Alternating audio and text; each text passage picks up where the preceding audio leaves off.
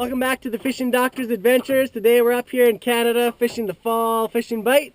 As you can see, we have some beautiful yellow leaves still in the background. It's October, 3rd today, and the weather is actually finally breaking up for us. I see some blue sky. The rain is leaving us. The forecast for tomorrow is for sunny.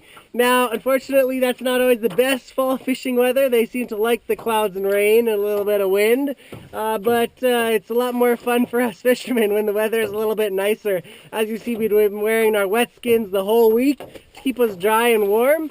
Since it's been pretty cold, ranging from 2 to 6 degrees Celsius during the days.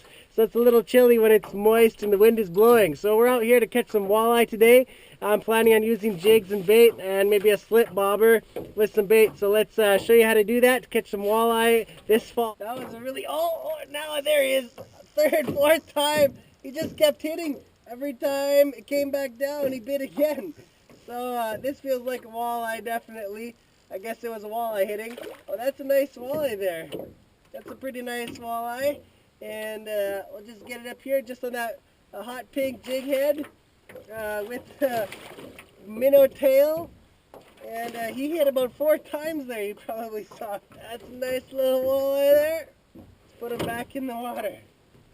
And look at that fish. Beautiful little walleye. You can see how aggressive these walleye are in the fall time. That fish hit, 4 times. Every time I set the hook and it would fall back down and bam, he'd slam it again. So this is a great time of year to come catch some walleye. Let's go down again. Most people are out hunting or afraid of the cold, already winterized their boats. But this is one of the best times of the year to get out here on the water.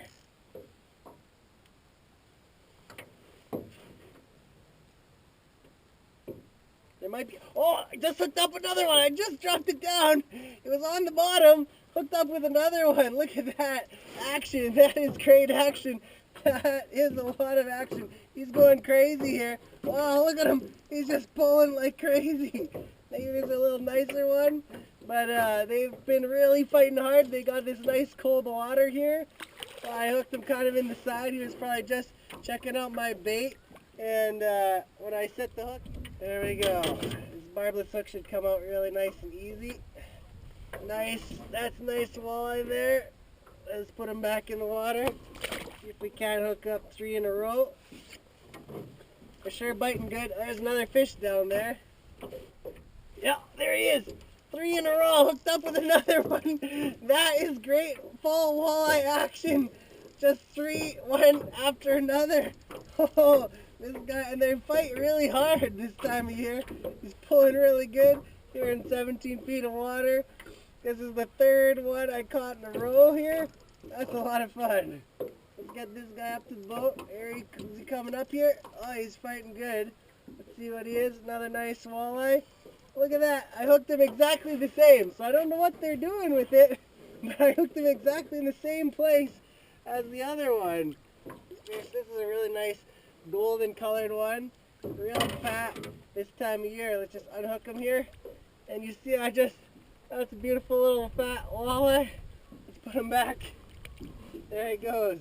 Just break off the minnow tail and use half a minnow at a time. Increase your hookup odds, otherwise they might just pull the bait off. When they're biting this good, you don't need the whole minnow, just part of it.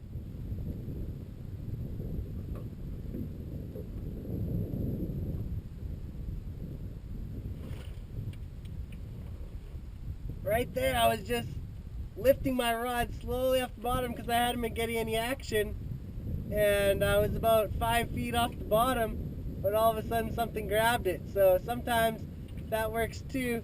They'll follow it up off the bottom, and then when they think it's getting away on them, they'll give it a hit. So just try that sometimes when you can see them down there and they're not hitting. Sometimes some extra action like that, rise and fall, will give you trigger a bite. So that's a little tip. Oh, there we go. Hooked into one now. Finally got one. That was a little bit of a break. They were playing with me there. But here's another one. Oh, there's another nice walleye. That's a nice walleye. That's a good one.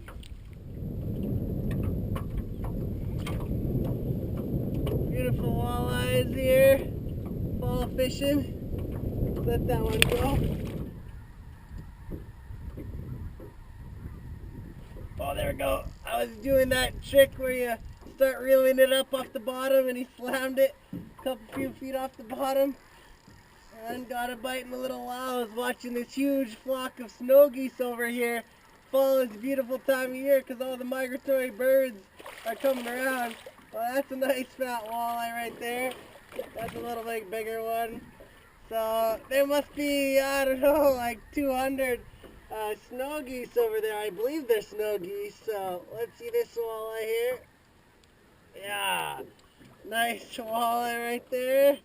My sun came out. I was starting to think that they went off the chew because, you know, walleye have a sight advantage over other fish in the darker conditions. So I thought maybe that was the problem, but this guy proves that they're still on the chew. Maybe things slowed down a bit, but look at that beautiful walleye there. That's a pretty walleye. Let's get him back in the water so he can go do his business. You can see right there what I'm using, just a little minnow tail on the jig, slid on so it all looks in line, and that's working very well for me here.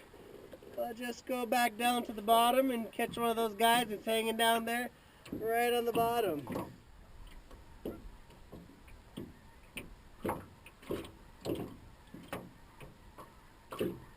Oh, there we go. I was cranking it up off the bottom. I don't know if you saw that. I was about 4 or 5 feet, probably, 4 or 5 cranks off the bottom with that one when he hit that time. There's another nice walleye. I see him right there. And that's working really good here. You know, it's fall. The water temperature is the same throughout pretty much because I think the lake already turned over. So they're not afraid to chase the bait, up the water column to get their food this fall. Another nice little walleye. Let's get him back in the water, get back down there, catch another one. But see that little jigging technique, raising the hook off the bottom is sure working for these guys. Oh yeah, hooked onto one there. I just cast it out and was bouncing it back to the boat. Did a couple bounces off the bottom right there. Man, this one is heavy. He's fighting pretty good. He feels pretty solid, this fish. Let's see what he is here. It's probably another nice walleye, I suspect. Oh, that's why I hooked him in the fin. That's why he's giving me a good pull there. There he goes, back down. Oh, there we go. What I did was I moved out on this spot to a couple feet deeper because where I was, I think they had figured me out. And I just got here and settled it down and hooked up with one already. Look at that. This really goes to show how effective a simple minnow and jig technique can be here in the fall. If you are on the spot, you can sure catch a lot of walleye, and if you notice things start to slow down a bit, just move over a little bit and you'll start catching some more fish pretty soon. Okay, I just dropped down there. Let's see if there's any more willing participants on today's show. Oh, there we go. Hooked up on another one. This almost feels like a perch. Yeah, it's a big perch. Oh, we found the big perch. Yeah, that was just caught on the jig and minnow. So that goes to show you that's a bonus of fishing these jig and minnows in the fall. That's another nice perch right there. Yeah, that's a nice 11-inch perch or so. Getting fat for the winter. Looks like he wanted to eat a minnow as well. So, you know what? Unlucky for him, the walleye catch and release, but this guy, he's dinner.